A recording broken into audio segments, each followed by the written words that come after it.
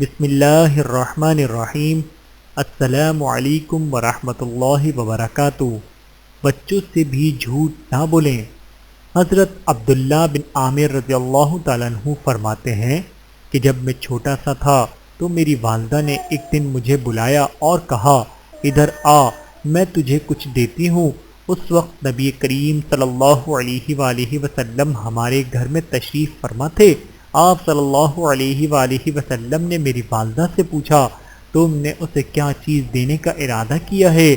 والدہ نے عرض کیا کہ میں نے اسے کھجور دینے کی نیت کی ہے۔ آپ صلی اللہ علیہ وآلہ وسلم نے ارشاد فرمایا، خبردار، اگر تم اس بچے کو کچھ بھی نہ دیتی تو تمہارے اوپر ایک جھوٹ کا گناہ لکھ دیا جاتا۔ بحوالہ سنن ابی داود، حدیث نمبر 4993۔ اللہ تعالی ہم سب کو احادیث مبارکہ پر عمل کرنے کی توفیق عطا فرمائے۔